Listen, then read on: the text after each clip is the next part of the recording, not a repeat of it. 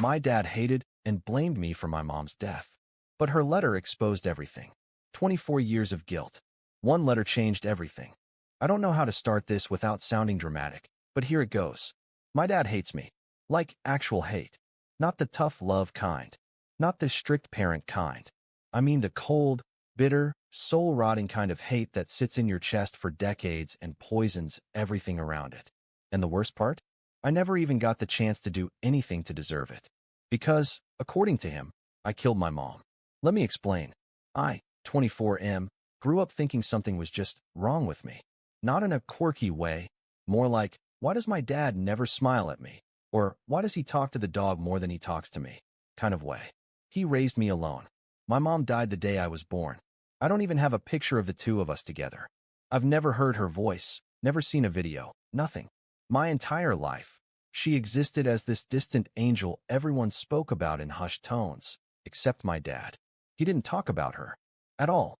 But it was the way he didn't talk about her that made it worse.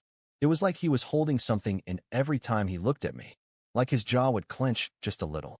His eyes would narrow for half a second. And then he'd go quiet, or just walk away. He never hit me. Never screamed. But silence. Man, that silence was a weapon. No birthdays.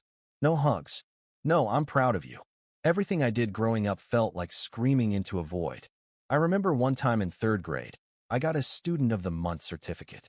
I was so proud. Came home with it like it was a gold medal. I handed it to him, hoping, just hoping, for a smile or a good job. You know what he said? Doesn't change anything. Then he left it on the table and went to go watch TV. I didn't even know what that meant at the time, but I could feel it hit me like a punch to the stomach. As I got older, I started putting the pieces together. Family members would sometimes say stuff they thought I couldn't hear. Poor kid, he looks just like her. You can't blame the boy forever. He's punishing that child for something that wasn't his fault. But they never explained what. No one would tell me what the hell was going on. Every time I asked, I got the classic, ask your father. And guess what my dad would say? You already know. Except I didn't. I really didn't. But it planted something in me. This belief that I must have done something horrible. That I must be the reason everything felt so broken. By the time I was a teenager, I fully believed that my existence ruined his life. And I acted like it too. I stopped trying. I stopped bringing home awards. I stopped trying to make him laugh or even talk to me. I just existed. Quietly. And when I turned 18, I left. I didn't do a dramatic fight or anything. I just packed up, left a note, and disappeared into the city. No college. No big dreams. I just wanted a tiny apartment and to be invisible. I figured if I was the reason someone's life fell apart, the least I could do was not be in it anymore. And that's how I lived for a few years. Quiet. Alone. Working dumb jobs. Keeping my head down. Trying to forget that I started life as someone's greatest tragedy. But all of that changed last week. I got a phone call from an aunt I hadn't heard from in years. She said she had something for me. Something my mom left behind. Something my dad never gave me. And that's where this story really begins. So after years of total silence from my dad's side of the family, I get this random phone call from my aunt, his older sister. We hadn't spoken in, I don't know, 6 years? Maybe more. I remembered her being one of the nicer ones. She used to sneak me candy when I was a kid, gave me Christmas cards even when my dad stopped doing holidays. But after I moved out, all of that faded away. Anyway, she calls and the first thing she says is, I've been looking for you. I have something your mom wanted you to have. My stomach dropped. I actually froze. I thought maybe I heard her wrong. My mom. The one who died in childbirth? I said, what are you talking about? She died before I was even born. And she goes, yes, but she left you something. A letter. Your dad was supposed to give it to you when you were old enough to understand. He didn't. I didn't know what to say. I just stood there holding the phone like a brick. A letter? From her? Something meant for me. Why the hell would he hide that? She asked if I could meet her. I hesitated. Part of me didn't want to get sucked back into that world. But curiosity won. I needed answers. So I agreed. We met at this small diner halfway between our towns. She looked older, more tired than I remembered. But she smiled when she saw me and gave me a real hug. Like, the kind that felt like she'd been waiting years to do it. We sat, made awkward small talk, and then she slid an envelope across the table like it was contraband. It was old. Yellowed edges. My name was written on the front in handwriting I'd never seen before. Just, to my baby boy. I didn't open it right away. I just stared at it. My hands were shaking. She watched me and said, "She wrote that a few days before you were born. She knew something could go wrong. Your dad, he didn't want you to ever see it. But I kept a copy." And then she dropped another line that made my head spin. "Your mom knew the risks. She made a choice. Your dad never forgave her for it, or for what came before." I blinked. "What do you mean? What came before?" She hesitated, took a breath. "He wasn't faithful during her pregnancy. She found out. It broke her heart. But she still loved you. She wanted you to know that." My head was a mess at that point. I didn't even know which part to focus on.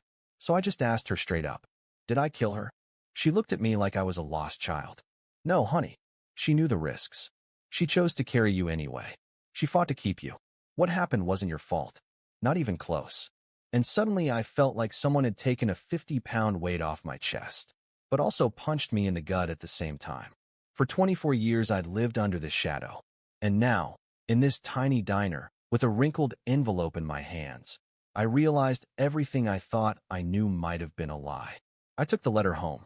I didn't read it at the diner. I couldn't. It felt too big for that. But the second I walked through my door, I sat down, took a deep breath, and opened it. And what I read changed everything. I sat on my couch for a long time before I actually opened the letter. The envelope felt fragile, like one wrong move would tear it in half.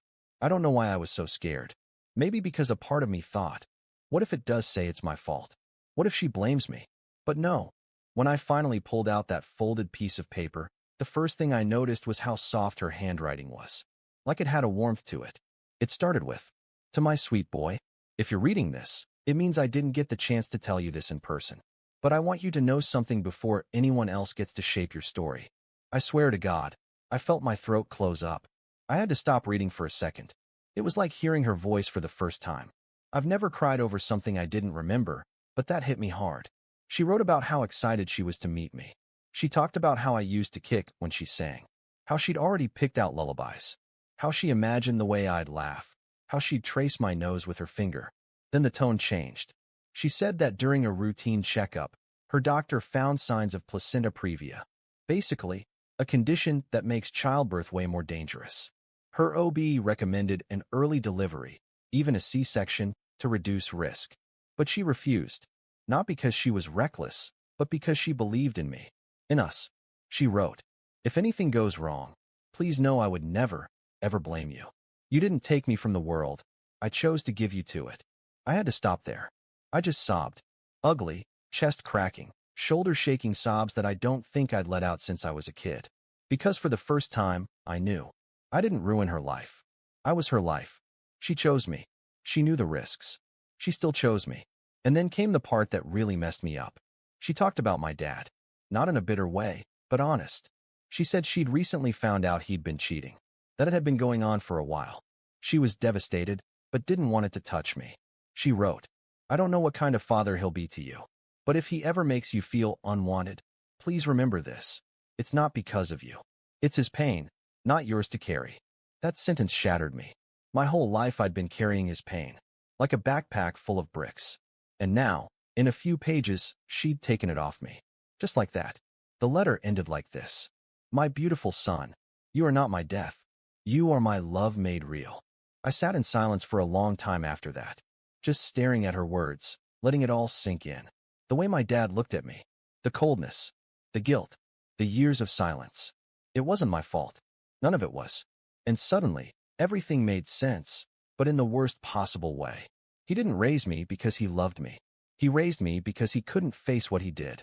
And every time he looked at me, he saw her forgiveness and his failure. I spent that night on the couch, clutching the letter like it was oxygen. And by morning, I'd made a decision. I was going to see him. After all these years, it was time to ask one question. Why did you hide this from me? I didn't sleep the night before. Barely ate. I just kept reading that letter over and over like it was going to change. Spoiler, it didn't. It kept telling the same story, the one my dad tried to bury. I didn't call ahead. I didn't text. I just showed up. His house hadn't changed. Same peeling paint. Same weird little gnome in the garden that always freaked me out as a kid. When he opened the door and saw me, the look on his face said everything. He thought he'd never see me again. He didn't say anything at first. just stood there, staring. I held up the letter. I know. His eyes dropped to the envelope.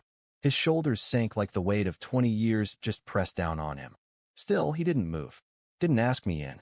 So I pushed past him, walked into the same living room I used to sit in, waiting for a nod of approval that never came. He followed me in slowly, like a man walking to his own funeral. I'm not here to fight, I said.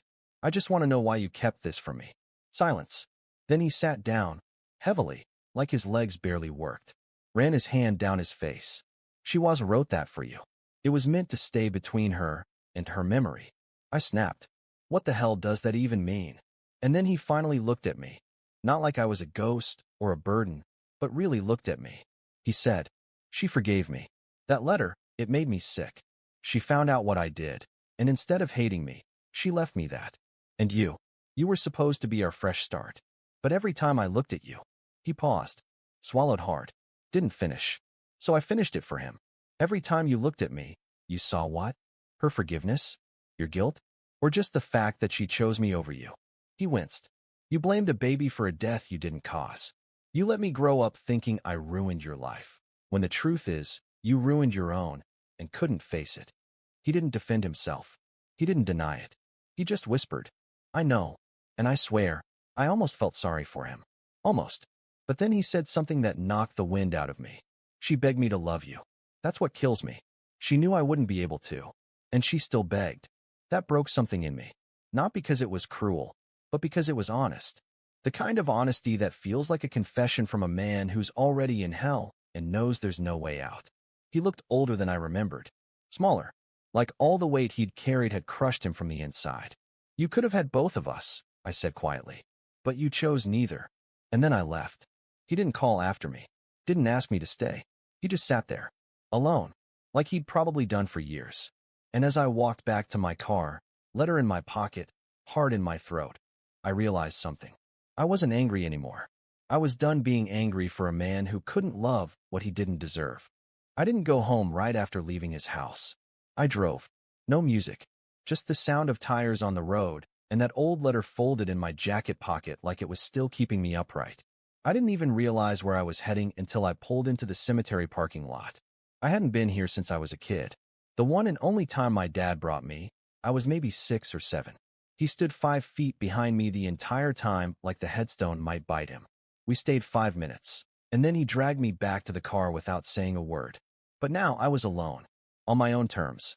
It took me a few minutes to find her. There were weeds around her headstone. Some of the lettering had faded. I knelt down, brushing off the dirt, and whispered, Hi, Mom. It felt weird. I didn't know what to say. I didn't grow up with her voice in my head or memories to hold on to. But somehow it still felt right. I pulled the letter out and read it out loud. Every word. My voice cracked halfway through. I choked up on the "you are my love made real" part, and then just cried. Not the kind of crying I'd done before. Out of frustration, anger, loneliness. This was something else. This was release. For the first time, I wasn't crying because I felt broken. I was crying because someone had loved me, completely and selflessly, before I even took my first breath. She had forgiven the man who betrayed her. She had fought to give me life. And she had believed I deserved love, even if she wouldn't be around to give it herself. That kind of love doesn't die. Not really. I sat with her for over an hour. I talked about my job, my crappy apartment, the time I burned pasta because I forgot it on the stove. Stupid little things I wished she could have laughed at with me. And when I finally stood up, I felt lighter, like I'd been holding my breath for 24 years and finally exhaled. Before I left, I whispered one last thing. I'll be okay now. That was a few days ago. I haven't heard from my dad since. I doubt I will. And honestly, that's fine. He made his choices. He buried his guilt. And I've buried mine right next to my mom. But with peace, not shame. Now, I'm starting over. I'm not sure what that looks like yet. But I know who I am. I'm not a curse. I'm not a mistake. I'm not what he made me believe. I'm the boy she fought for. I'm her love made real. And that's enough for me.